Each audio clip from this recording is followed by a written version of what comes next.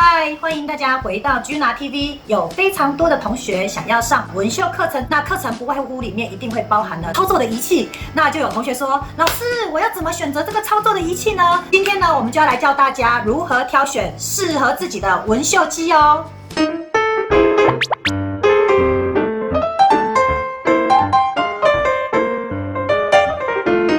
知道怎么挑选纹绣机之前呢，我们必须要先知道什么是纹绣机。那纹绣机它的前一代呢，其实就是纹身机。那纹身机呢，它就是透过机器和针，然后去穿透我们的皮肤，然后并且把颜色送进去我们的皮肤里面以达到刺青的效果。那纹身机和纹绣机的最大差异呢，是纹身机它是下到真皮层，纹绣机它是属于比较浅层的，所以呢，这两者会有一点点的不同。简单来讲，纹绣机呢，基本上就是改良纹身机。因为早期呢，是不是大家都叫眉毛做眉毛叫纹眉？没有错，他们就是拿纹身机在做纹眉。那我们现在呢是拿纹绣机慢慢的点刺。那这个纹绣机呢，因为它是改良纹身机的状态呢，基本上呢它不会让我们做的东西过深过重，像蜡笔小新的眉毛那样那么深啊。第二个呢，就是纹身机通常是比较重的，然后比较大只一点的。那我们女生在操控的时候呢，其实比较不需要用到这么大的或者是重的机器，所以它就改良比较轻巧。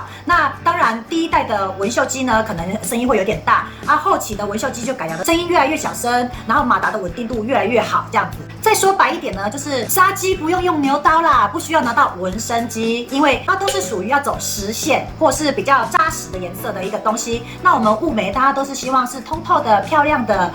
甚至在做嘴巴的时候，我们都会希望做出那种渐层的，所以纹绣机就是为了我们的美眼唇而诞生的哦。那接下来就要进入我们的重点了，就是目前的纹绣机呢，分成半抛机、全抛机、一体式全抛机这3种类。但是因为全抛机呢，这个东西现在其实已经越来越少见，因为它已经被改良成一体式全抛机，所以第2种这个其实已经现在非常少见了。所以我们等一下呢，会拿半抛机和一体式全抛机来做一个比较。那我这里呢，先帮大家做一个结论，就是无论你是新手同学，或者是你是老手同学，其实 Gina 老师的建议都是希望你可以用一体式全抛机，因为一体式全抛机呢，其实有非常多的厂牌，非常多的种类，你买哪一种都没有关系，但是要买一体式的全抛机，而且呢，最好是要有肖像欧盟的一些检疫报告，这样子呢，可能会对安全和卫生呢是最有保障的哦。好，那接下来我们就来透过这个表格来了解它们2种机器的差异性哈。通常呢，半抛机呢，它的价格呢是比较便宜的，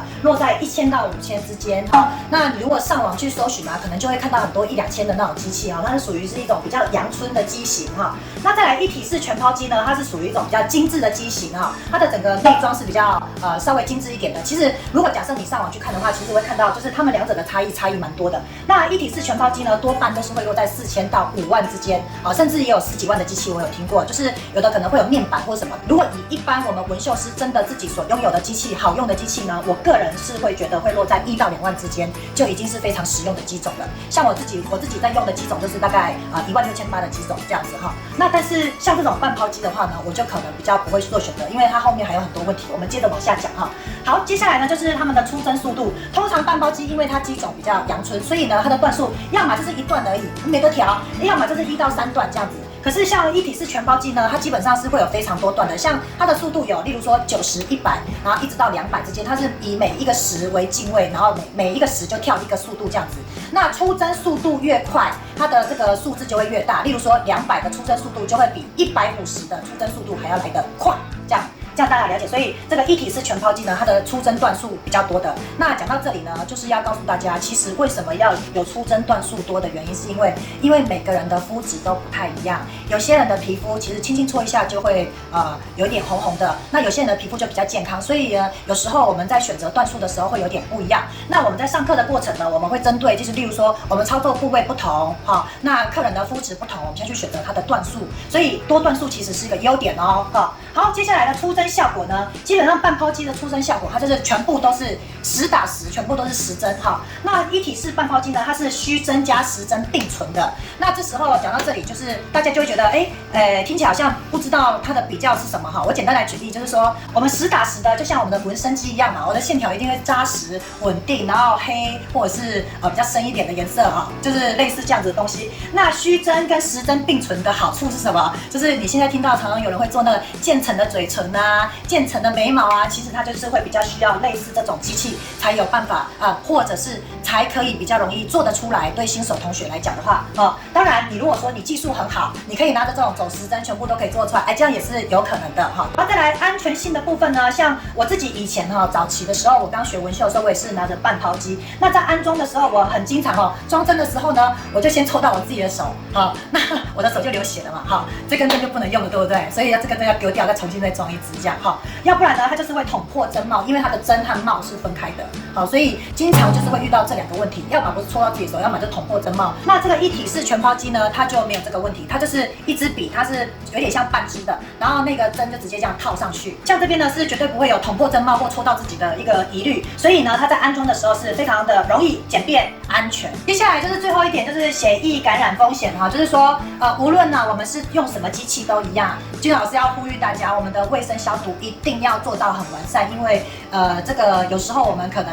一点点小小的疏忽，也许就会引起一些后面的一些连锁反应。所以呢，这个部分呢，我就会选择血液感染风险比较低的这种全抛机那这个半抛机呢，不是不可以用，是 OK， 但是你就是要更留心注意这个血液感染的问题，所以要更小心去使用它。好的，那我们现在这边就要来做一个总结，结论就是，如果同学们呢是想要做真人的话，会建议使用一体式的全抛机，因为在安全卫生上面呢是比较好掌控的。那也建议大家呢可能要使用这个针具和针种是有通过欧盟认证的，因为他们在检疫这个部分呢是非常的严格的。那如果有一个厂商他直接就是提供欧盟认证的这些检疫报告的话，那这个机器呢再配上你自己小心使用呢，基本上就可以把这个风险降到最低了。其实我们在做纹绣的时候，如果假设有血液感染的问题，这是完全不被容许的，完全不可以被接受的，无论是你自己也好，或者是客人也好。但是反之呢，如果你是想要试试水温，想要了解一下自己适不适合做纹绣，那我就建议你可以买便宜的半抛机先做练习。但是呢，卫生和消毒一定要特别注意，要把它做好哦。那详细呢，你也可以咨询你自己的老师，去协助你呢做一个完整的、正确的一个消毒。希望我今天的讲解呢，可以让你比较快速的可以懂哦，然后也可以自己帮自己选择一个适合自己的纹绣机。君娜 TV， 我们下回见，